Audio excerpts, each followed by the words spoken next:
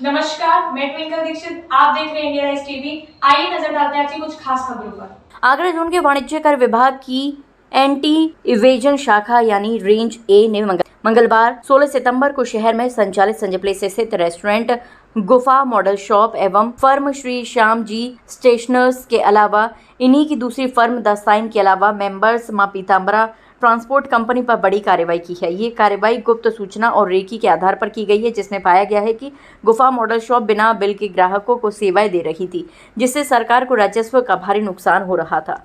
Team ने जब मौके पर पहुंचकर जांच पड़ताल की तो पता चला कि यह फर्म पिछले 1 साल से जीएसटी नियमों का उल्लंघन कर रही थी।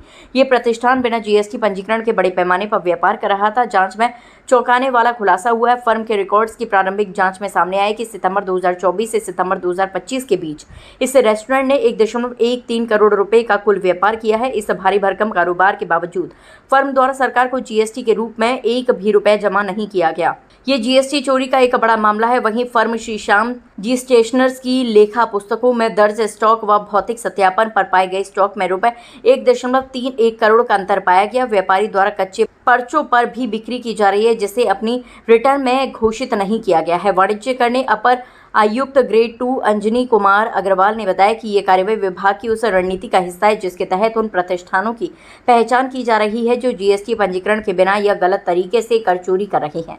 गुफा मॉडल शॉप के मामले में बड़ी मात्रा में बिना बिल की बिक्री के सरकार को करोड़ों का चूना लगाया जा रहा था। इस फर्म पर जीएसटी की हुई कार्रवाई से इतना तो साफ हो गया कि शहर में ऐसे ही कई खानपान के प्रतिष्ठान करोड़ों रुपए की बिक्री करके सरकार को राजस्व का चूना लगा रहे हैं।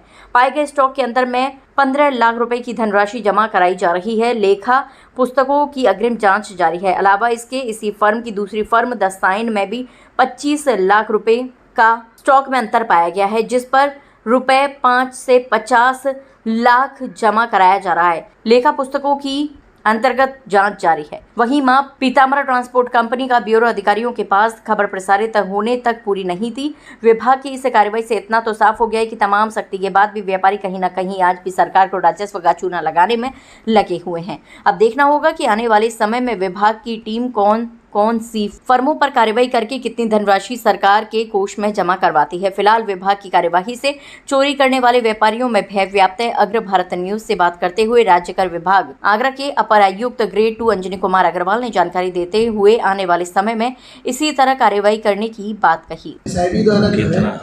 दिनांक 16-17 सितंबर में संजय पैलेस में 3 अलग अलग जगह पर जांच की गई है, जिनके संबंध में कुछ हम लोगों ने पहले से कुछ सूचना भी प्राप्त किया था वहाँ जा कर के, और उसके अलावा एक आध कंप्लेंट भी आई थी।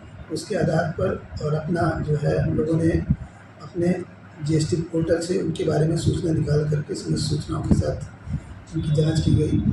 इसमें एक फर्म थी जो गुफा ट्रेडर्स करके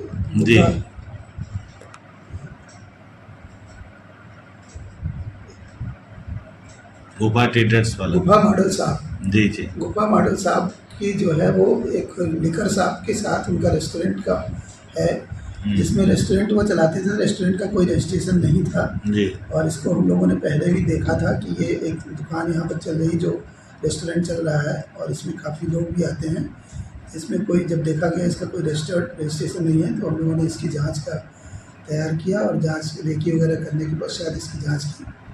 जांच में वहाँ पर जो उनका ऑनलाइन पेमेंट का जो वो था उसको भी लिया गया, उनके कंप्यूटर से सारी सूचना वगैरह प्राप्त की गई और उसके आधार पर वर्ष 24-25 और अब तक जो 16 सितंबर 25 तक जो उन्होंने ट्रांजैक्शन किया था उसके आधार पर कुल 1.13 करोड़ रुपए जो है ये बिल वगैरह जारी किया जाना पाया गया और इसके आधार पर उनके ऊपर टैक्स और पेनल्टी जो है लगाई गई है और ये जमा किए जाने का प्रोसेस चल रहा है। बाकी जांच फर्दर चलती रहेगी। एसआईबी के पास कोई इस तरह का कोई